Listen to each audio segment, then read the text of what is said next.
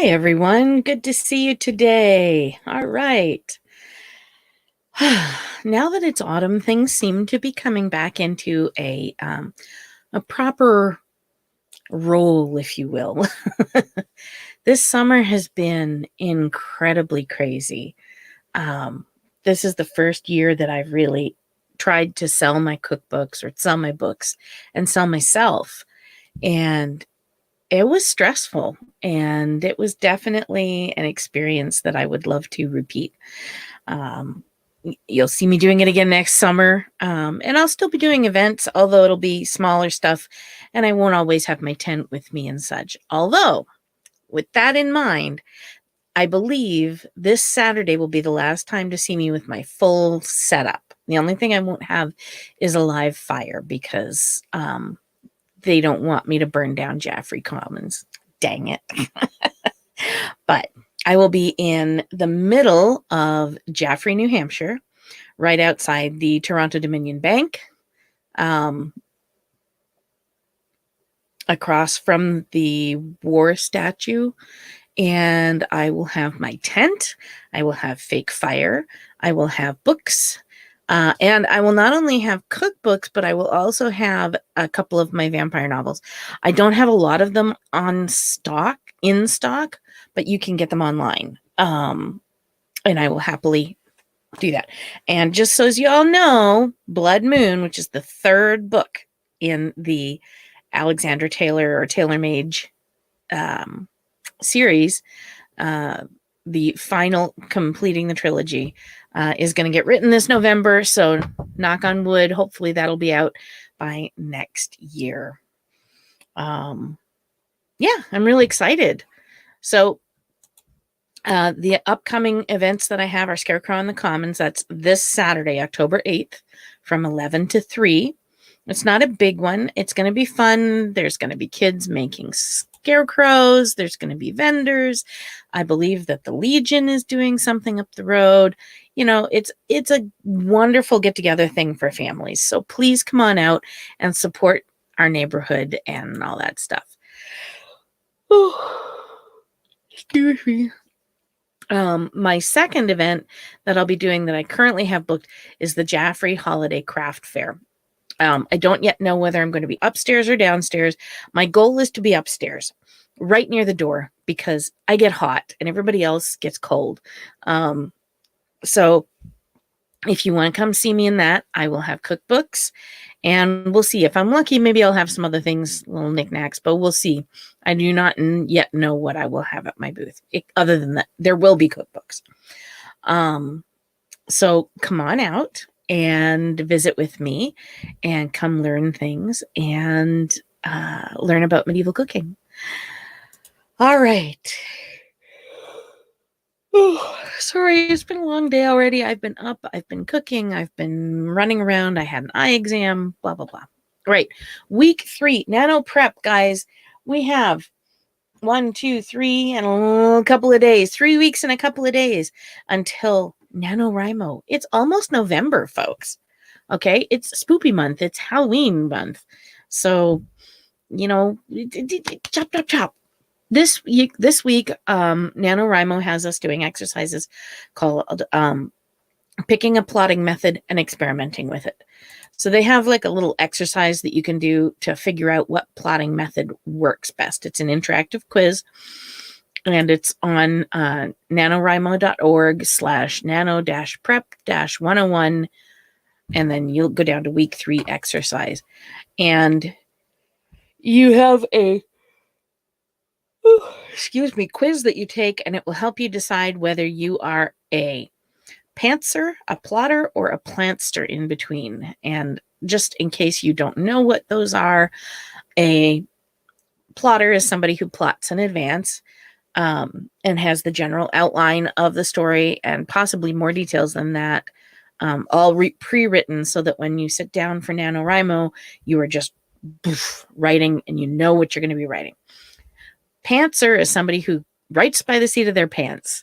And the idea is you do very little or no pre-planning at all. I don't know what it is about cameras, guys.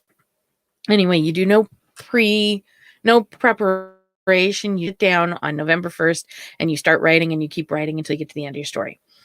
I used to do that. And for me, that works really well for standalone books and for the first book in a series.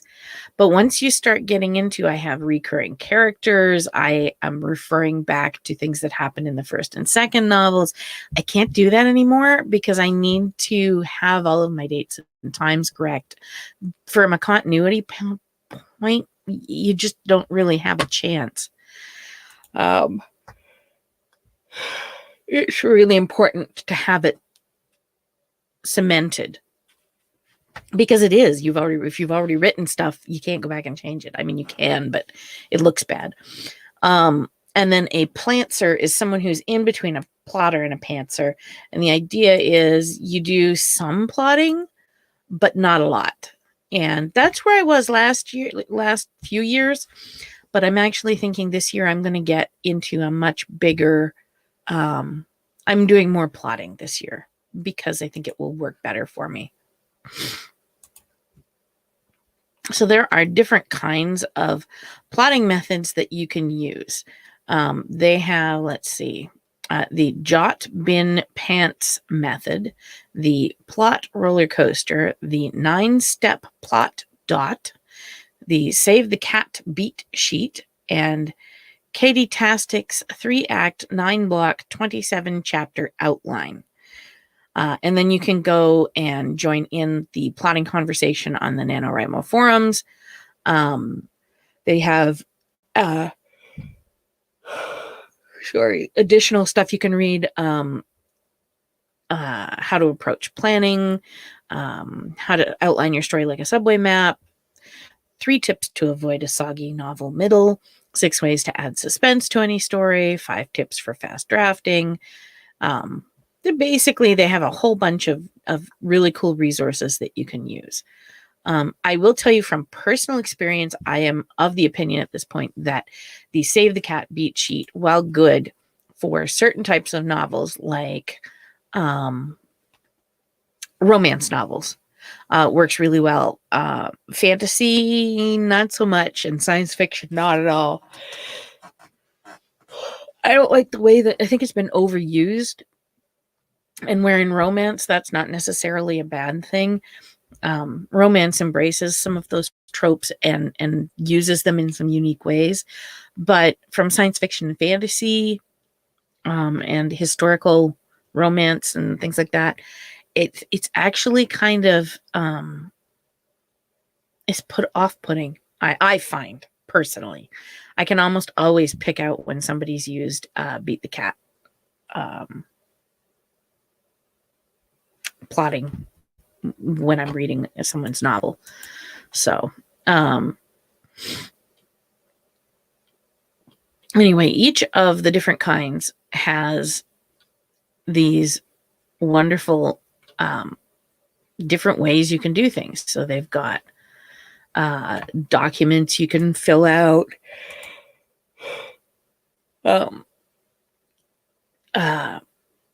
how to do planning, how to work with your inner editor, what makes a novel. There's just a lot of things, and like how to come up with a decent title, and you name it. There's just tons of stuff here.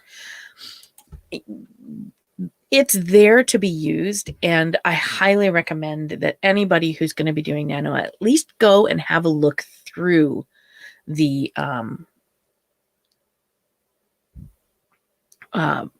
plot devices and hit tips and tricks that they have, because they're really helpful. The other thing that I do is, and I think I've talked about this on here before, probably last year, I go on to, I use Pinterest, but you could use, I know people who use TikTok, people who use Snapchat, but go on to use social media of your choice and find little snippets.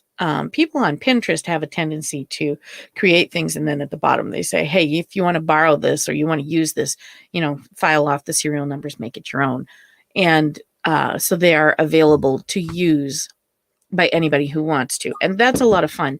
I usually pick out 10 or so of these, and I keep them in a little folder.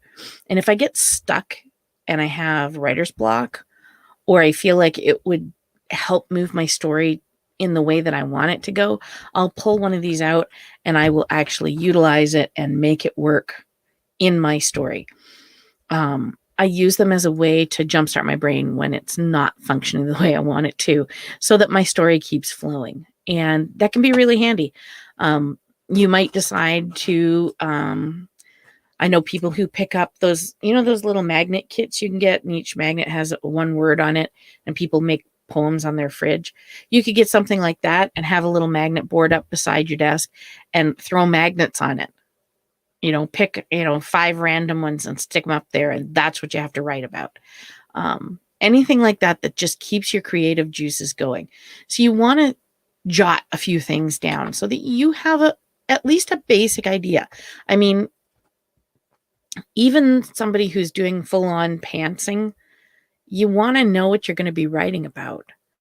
Are you writing a space opera, or are you writing a fantasy novel? Are you writing about humans, or are you writing about space orcs? I mean, you need to have at least a vague idea of what direction you're going in before you actually get there. So that's what I leave you with this week. Your homework is to go out and come up with, let's pick a nice round number, 10 plot points that you want to put in your novel. Okay. They can be big or small.